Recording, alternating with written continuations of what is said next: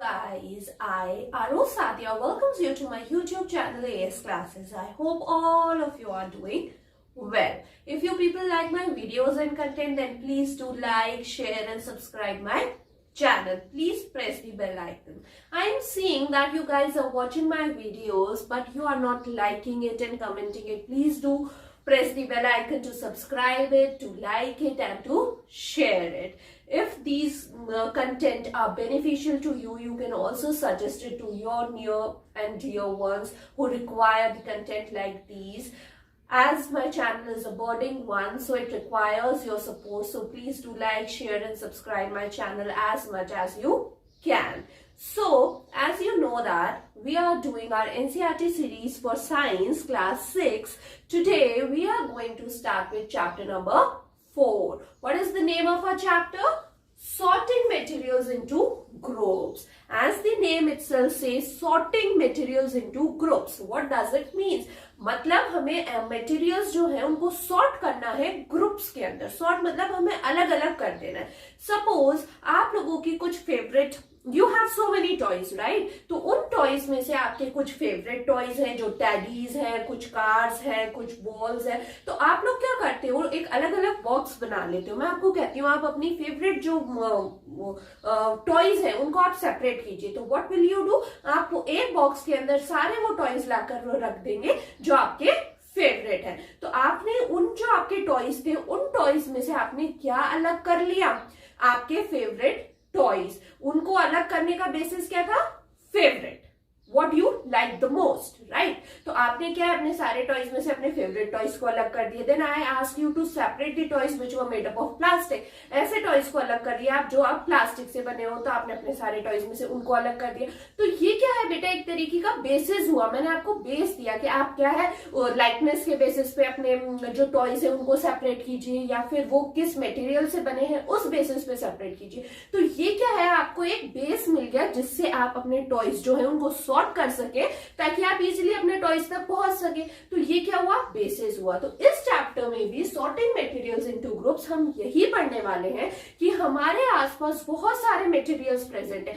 ऐसे मटेरियल्स जो वुड के बने हैं, ऐसे मटेरियल्स जो स्टोन के बने हैं, ऐसे मटेरियल्स जो ग्लास के बने हैं, कुछ ऐसे मटेरियल्स हैं जो प्लास्टिक के बने हैं, कुछ स्टील के बने हैं. Lots of materials around us. अब अगर हमें ये सारे मटेरियल्स को हम ऐसे ही रहने दें, कोई सॉर्ट ना करें, मतलब उनके बेसिस ही ना हो कुछ कि ये मटेरियल्स जो है इस बेसिस पे सॉर्ट किया जाता है, तो हमारे लिए क्या डिफिकल्टी हो जाएगी. तो हम अपने आसपास एम्पल ऑफ मटेरियल्स देखते हैं जो कि डिफरेंट उनकी फिजिकल और केमिकल प्रॉपर्टीज होती हैं. तो इस चैप्टर में बेटा हम ये देखने वाले हैं कि ऐसी कौन सी प्रॉपर्टीज हैं या ऐसे कौन से बेसिस हैं जिसके आधार के ऊपर हम इन मटेरियल्स को सॉर्ट कर सकते हैं फॉर आवर कन्वीनियंस, राइट, ताकि हमें पढ़ने में भी आसानी हो उनके बारे में. तो देखिए, all the objects around us that we use in our daily life are made up of different types of material. Her object, her material एक डिफरेंट तरीके से बना है. बॉल जो है वो रबर से भी बन जाती है, प्लास्टिक बॉल भी आती है आपके पास, और स्पंज बॉल भी आती है. तो वो बॉल जो है उसके 3 क्राइटेरियाज हो गए, राइट, कि इसको हम किस तरीके से सॉर्ट कर सकते हैं, प्लास्टिक वाली बॉल, रबर वाली बॉल या स्पंज वाली बॉल, राइट. तो ये देखिए कौन कौन से हो सकते हैं, ग्लास के हो सकते हैं मटेरियल्स, मेटल हो सकता है, प्लास्टिक, वुड, कॉटन एक्सेट्रा. ये सारे मटेरियल्स हम अपने आसपास में देखते हैं. अब देखिए क्लासिफिकेशन होता क्या है इसकी. अगर हम science it's all deals with definition, है ना, डेफिनेशन बताइए. तो क्लासिफिकेशन की अगर आपको डेफिनेशन पूछी जाए तो आप क्या देंगे, the process of sorting and grouping things according to some basics. ऐसा प्रोसेस जिसमें हम चीजों को ग्रुप करते हैं, सॉर्ट करते हैं, बट किसके आधार पर, कोई बेसिक हो, जैसे कि उसकी फिजिकल प्रॉपर्टी, लाइक उसकी अपीयरेंस कैसी है ना, वो दिख कैसा रहा है, वो लक्शरस है, नॉन चमक रहा है, उसमें चमक है या नहीं है. तो ये सारे बेसिस के ऊपर हम उनको क्लासिफाई कर सकते हैं. नाउ बेसिस ऑफ क्लासिफिकेशन क्या होगा, तो इसके अंदर देखिए बेटा, we can group materials on the basis of similarities and differences in their properties. हम या तो उनको सिमिलैरिटी के बेसिस पे कर देंगे, डिफरेंसेस के बेसिस पे कर दें. जैसे कि सारी स्पॉन्ज की बॉल एक कार्टन में डाली जाए और सारी प्लास्टिक से मेडअप बॉल एक में डाली जाए, तो उसके मटेरियल के मेडअप पे हमने कर दिया स्पॉन्ज एंड प्लास्टिक, राइट. तो ये बेसिस हो सकता है. अब देखिए इसमें हम क्या क्या बेसिस ले सकते हैं. फर्स्ट इज अपीयरेंस, लक्शरस है, नॉन लक्शरस है, मतलब उस मटेरियल में चमक है या नहीं है, फिर वो हार्ड है या सॉफ्ट है, फिर वो सॉलिबिलिटी मीन्स कि घुल सकता है या नहीं घुल सकता है, तो दैट मीन्स सॉलिबिलिटी एंड इनसॉलिबिलिटी। तो सॉलिबिलिटी अगर आप देखोगे बेटा तो सॉलिबिलिटी में क्या आपके क्या आ जाएगा, सिंपल सा पानी के अंदर हम क्या घोल देते हैं, शक्कर, तो वो उसके अंदर डिसॉल्व हो जाती है, तो वो क्या हुआ, सॉलिबल हुआ। और पानी में अगर आप सैंड डालोगे तो सैंड कभी भी डिसॉल्व नहीं होती।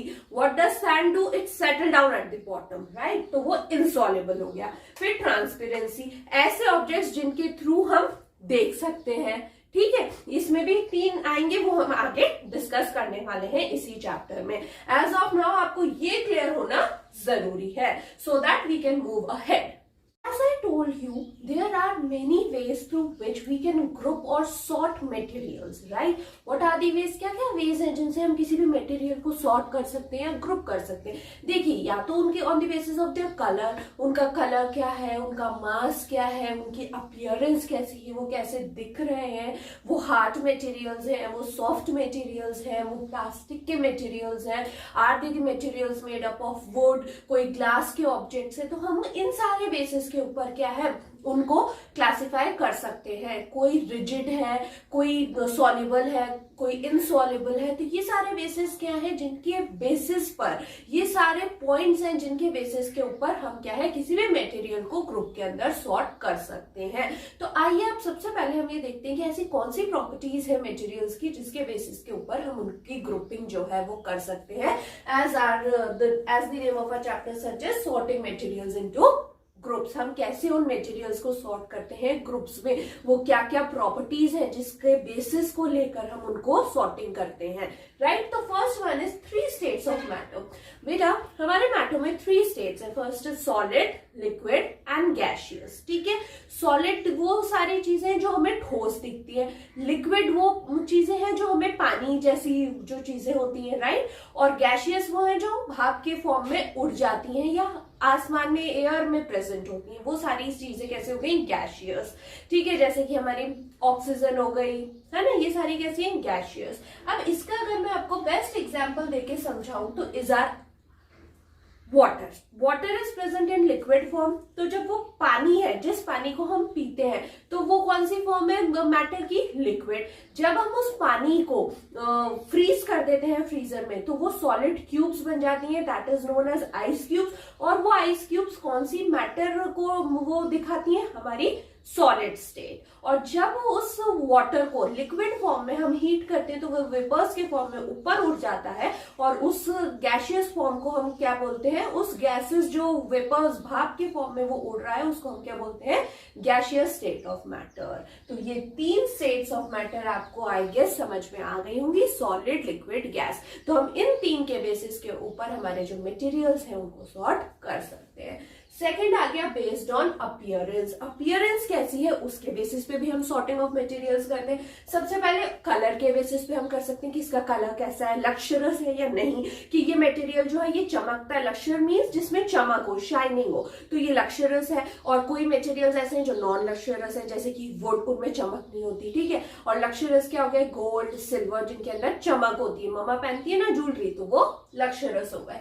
फिर आता है बेटा हार्डनेस। ऐसे मटेरियल्स जो कि हार्ड है, जैसे कि वुड हो गया, ब्रिक, स्टोन, ये सारे क्या है आपके हार्ड मटेरियल्स। कुछ होते हैं सॉफ्टनेस, जैसे कि हमारी कॉटन बॉल्स, बॉल जिससे आप खेलते हो, तो वो क्या है, सॉफ्ट मटेरियल्स में आती है, स्पॉन्ज। अब third one is based on solubility. Solubility का मतलब होता है कि कुछ चीज घुल जाना, और इनसॉल्युबिलिटी जो चीज घुल नहीं सकती। तो अगर हम सॉल्युबिलिटी में 2 तरीके के आते हैं, सॉल्युबल एंड इनसॉल्युबल।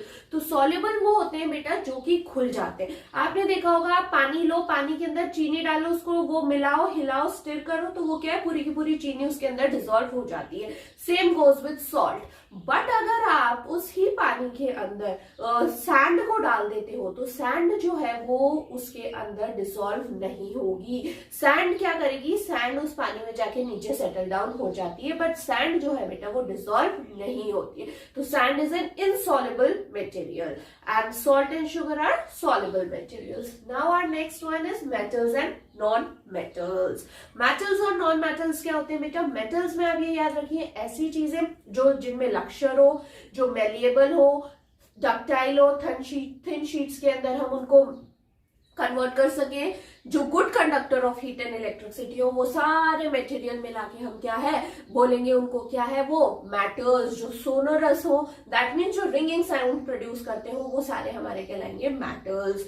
मेटल के एग्जाम्पल में आप ले सकते हैं गोल्ड, है ना, सिल्वर। और नॉन मेटल इसका अपोजिट होगा, जो not a good conductor of heat and electricity, not malleable, not ductile, not sonorous, है ना, नॉन लक्सरियस। जो भी मटेरियल्स होंगे उनको हम क्या बोलेंगे, नॉन मेटल। जैसे कि कार्बन, सल्फर, फॉस्फोरस, ये सारे हमारे किस कैटेगरी में आएंगे, non metal category. Now the last category is light transmission. बेटा इस कैटेगरी में ये है कि ऐसे ऑब्जेक्ट्स जिनके थ्रू लाइट जो है वो ट्रांसमिट हो सकती है, ठीक है, ऐसे ऑब्जेक्ट्स जिनके थ्रू हम देख सकते हैं। तो इसमें हमने 3 बातें हैं, that are transparent, opaque and translucent. सबसे पहले आप देखो transparent, materials through which, transparent as the name suggests, material through which you can see।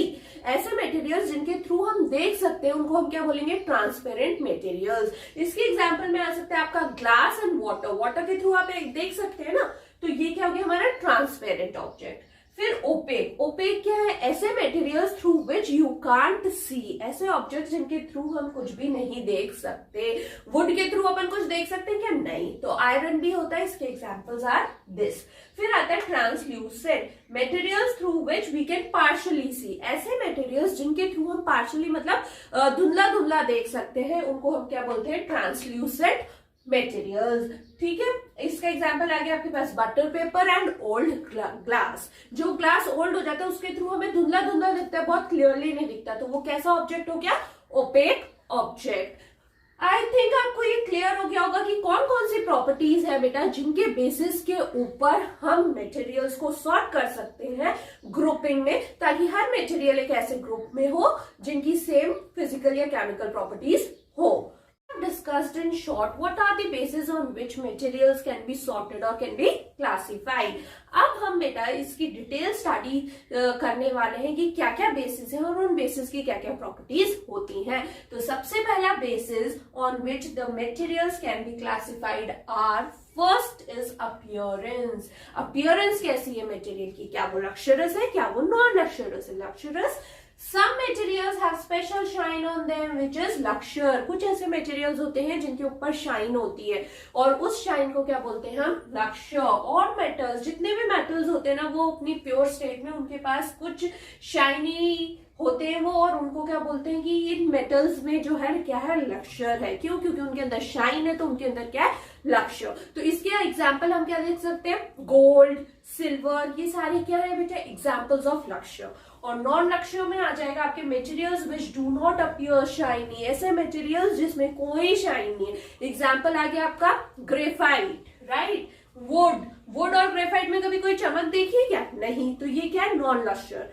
अब आती है इसमें एक इंपॉर्टेंट टर्म, हमने ये तो पढ़ लिया लक्ष्यर और नॉन लक्ष्यर। एक और इंपॉर्टेंट टर्म आती है पॉलिशिंग। आपने सुना होगा गोल्ड पे मम्मा, गोल्ड हो गया आपका, सिल्वर हो गया, उस पर पॉलिश कराते हैं। तो उसकी पॉलिश कराने से क्या है, उसकी ड्यूरेबिलिटी थोड़ी बढ़ जाती है और वो क्या है, वापस से चमकने लगता है ना, नया नया जैसा लगता है, लक्ष्यर आ जाता है, उसमें क्या आ जाती है, शाइन। तो वो पॉलिशिंग होती क्या है, उसको देख लेते हैं। Metal polishing act as a protective shield against metal surface because it stops oxidation. जब हम पॉलिशिंग करा देते हैं तो उस पे क्या है, ऑक्सीडेशन नहीं होता और उसकी ड्यूरेबिलिटी जो है वो इंक्रीज हो जाती है। It is the method of improving the durability and texture of the metal. ये किस लिए काम आता है कि हम क्या है, उस मेटल की ड्यूरेबिलिटी, मतलब ऑक्सीडेशन नहीं होगा तो वो क्या है, और ज्यादा ड्यूरेबल हो जाएगा। और metal surface as they were much likely to corrode, ताकि वो क्या है, कोरोजन से बच सके। ये मेन रीजन है जिसके कारण हम क्या है, पॉलिशिंग कराते हैं मेटल्स पे, so that to increase their durability and to stop corrosion, right? These are the two important terms। ये आपको याद होना चाहिए, लक्सरियस मटेरियल्स क्या होते हैं, नॉन लक्सरियस क्या होते हैं और पॉलिशिंग क्या होती है। अब आते हैं हमारी सेकंड प्रॉपर्टी पे, that is hardness.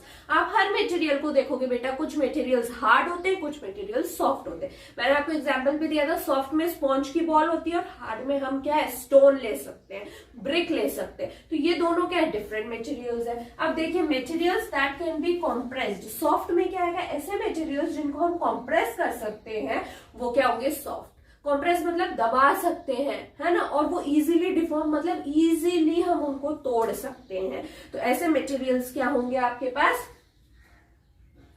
Soft materials. Materials that can be compressed or deformed easily are referred to as soft substances.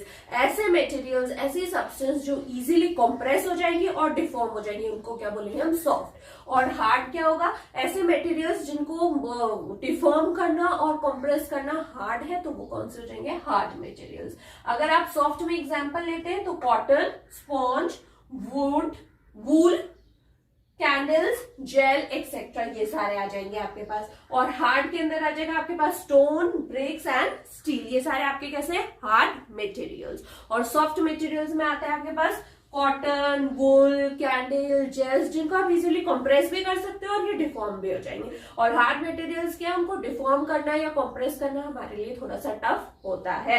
अब इसके अंदर एक टर्म आती है बेटा टफनेस, इसकी डेफिनेशन याद होनी चाहिए। ऐसी properties of material to which withstand stress without breaking its toughness, कि वो क्या है, हम उस पर प्रेशर अप्लाई कर रहे हैं बट वो क्या है? डिफॉर्म नहीं हो रही है। ऐसी प्रॉपर्टी किसी भी मटेरियल की, उसको क्या बोलते हैं हम? टफनेस। ठीक है।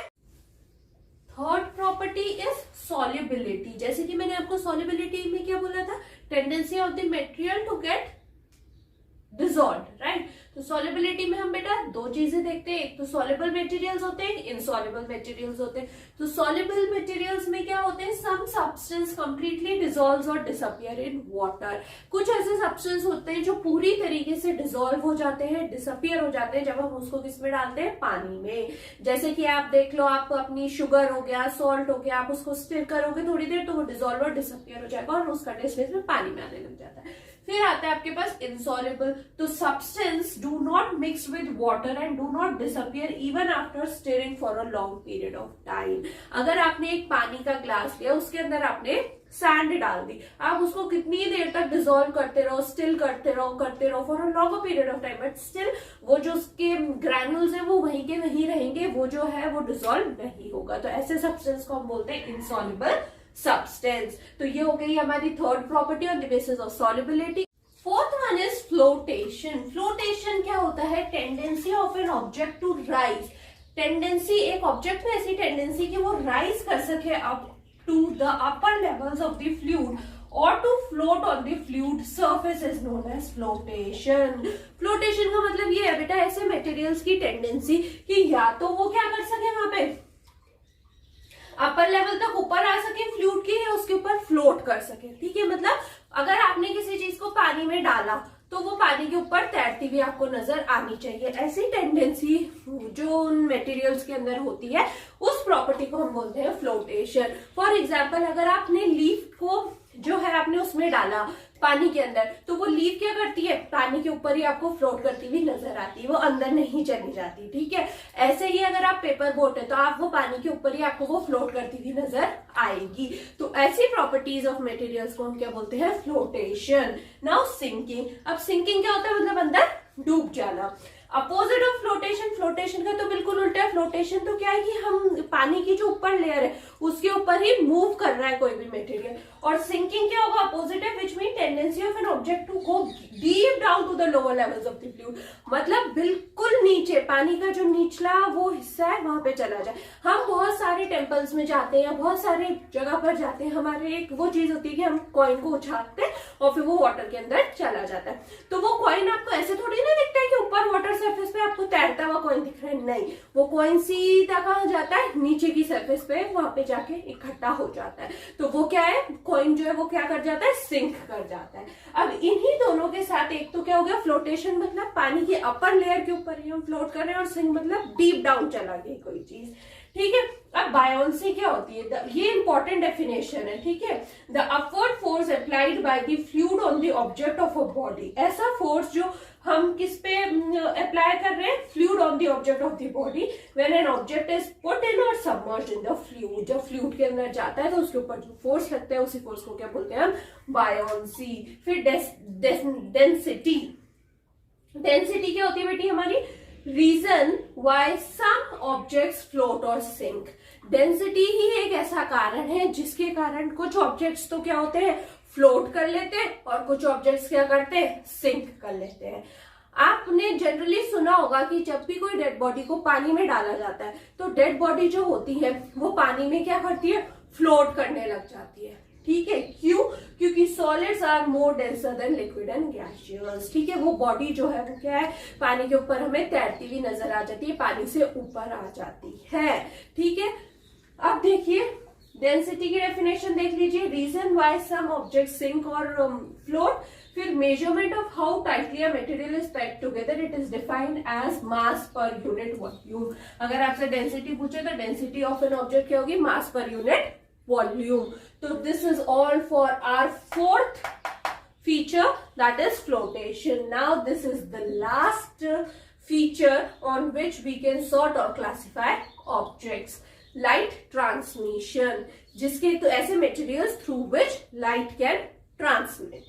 तो पहला आ गया transparent, an object which allows visible light to pass through it. ऐसे ऑब्जेक्ट्स जो विजिबल लाइट को उससे पास होने के लिए अलाउ कर देते हैं उनको क्या बोलते हैं, ट्रांसपेरेंट मटेरियल्स या ट्रांसपेरेंट ऑब्जेक्ट्स। एग्जांपल आ गया इसका ग्लास और फिश टैंक। आपके घर में अगर एक्वेरियम होगा तो उसमें दिखता है ना हमें क्लियरली विजिबल्स होती है फिश, तो ये वो हो गया। फिर आता है opaque, an object which does not allow passage to light is called as opaque object. ऐसे ऑब्जेक्ट जो लाइट का ट्रांसमिशन बिल्कुल ही अलाउ नहीं करते और हम उनके थ्रू देख ही नहीं सकते are regarded as opaque objects, जैसे कि हमारी वुड हो गई और मेटल्स हो गए।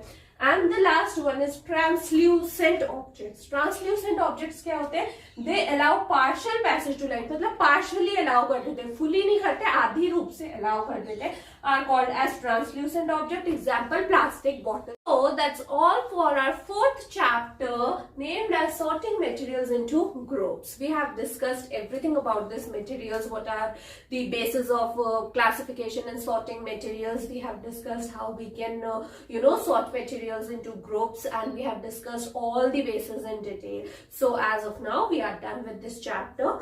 If you people require the handwritten short notes which will cover your complete NCERT, as my entire focus was on covering your NCERTs line by line, so I am also providing you handwritten notes of NCERTs, science and SST, and if you require those notes then you can join me on my Instagram channel asclasses.14. I will also give it in description. So if you people like my videos and content, then please do like, share and subscribe my channel, and please also recommend my channel to your near and dear ones who require content like these. So please keep helping me by sharing, liking and subscribing my channel. Thank you for watching.